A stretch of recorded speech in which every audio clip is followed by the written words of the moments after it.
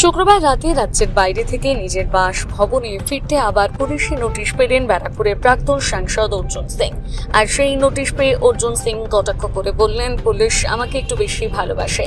প্রসঙ্গত এদিন হাইকোর্টে বিচারপতি অর্জুন সিং এর করা মামলা প্রসঙ্গে পুলিশকে স্পষ্ট জানিয়ে দেন যে আগামী বুধবার পর্যন্ত অর্জুন সিংকে গ্রেপ্তার করা যাবে না, তাকে রামনবমী পালন করতেও বাধা দেওয়া যাবে না বলে জানানো হয়েছে।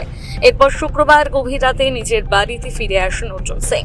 আর তিনি ফিরতেই তাকে আবারও জগদ্দল থানায় তলব করার নোটিশ দেওয়া হয়।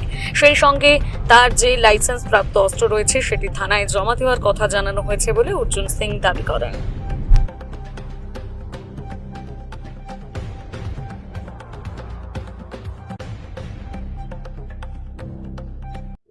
আগামী শুনানি পর্যন্ত আপনার বিরুদ্ধে কোনো পদক্ষেপ নিতে পারবে না রাজ্য আগামী বুধবার পর্যন্ত।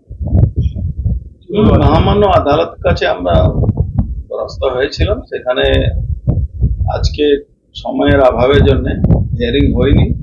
উনি একটা ভার্বাল অর্ডার দিয়েছেন, সেই অর্ডার অবধি বুধবার অবধি স্পষ্টভাবে বলে দিয়েছেন পিপিকে কোন রকম কোনো কিছু করা যাবে না। মৌখিকভাবে মৌখিকভাবে জজ সাহেব বলছেন, তো মৌখিক বলুন বা যাই বলুন, উনি ওখানে পিপি কে অ্যাকসেপ্ট করেছে, না ঠিক আছে আমরা 4 তারিখ বুধবারে হিয়ারিং ফিক্স হয়েছে। বুধবারে 9 তারিখ পড়বে।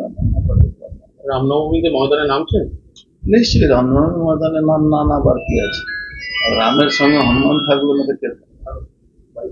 আপনি যখন ফিরছেন দিল্লি থেকে তার কিছুক্ষণ আগে আবারও জগদ্দল থানার তরফ থেকে নোটিশ দিয়ে হ্যাঁ, এই আবার একটা নোটিশ এসছে। আমি জানি না নোটিশটাকে ভ্যালিডিটি আছে কি না আছে, যেখানে অলরেডি বিচারপতি বলছেন কিছু ইনস্ট্রাকশন দিয়েছেন, তারপরেও নোটিশ দিয়েছেন। আমি আগেও বলেছি কি আমি আর্মস জমা করবো কোর্ট অর্ডারে, কেন এরা আর্মসকে টেম্পার করতে পারে। যখন এরা আমার আর্মসকে টেম্পার করার জন্যই বারবার এরা আর্মস চাইছে। আমি একবারও বলিনি কি আমি আমার আর্মস জমা করবো না, কিন্তু আমি বলেছি আমার আর্মস জমা করব অর্ডার, কোর্টের অর্ডার উপরে। কোর্ট অর্ডার দিলে আমি আর্মস জমা করব। আর আমার একটাই আছে কি সিএফএল দ্বারা সেন্ট্রাল ফরেন্সিক সায়েন্স যে ল্যাবরেটরি গুলো আছে সেখানে এই আর্মস গুলো চেক করবে। স্টেট ফরেন্সিক ডিপার্টমেন্ট এটা যাতে না করে। আমার আর কোনো এর মধ্যে আমি আর্মস জমা করতে রাজি আছি, বাট সেন্ট্রাল ফরেন্সিক থেকে এটা এক্সামিনেশন।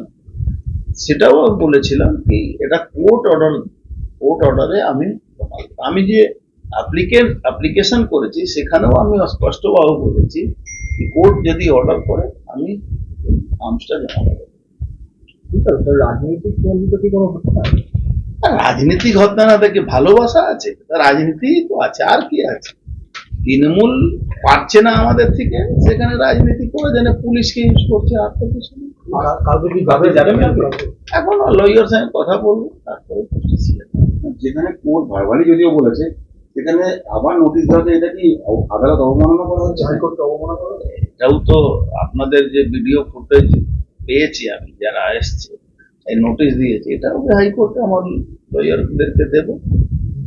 ওরা এটা নিয়ে দৃষ্টি আকর্ষণ করবে কোর্টকে, কোর্ট যেটা ভালো বুঝবে সেটা ডিসিশন দেওয়া যায় এভাবে, মানে বিচারপতির একটা অর্ডার, তারপরে আবার আপনি বাড়ি ফিরতে না ফিরতেই পুলিশের নোটিশ, আমি বলবো সেটা আমার থেকে একটু ভালোবাসা বেশি আছে তার কাছে।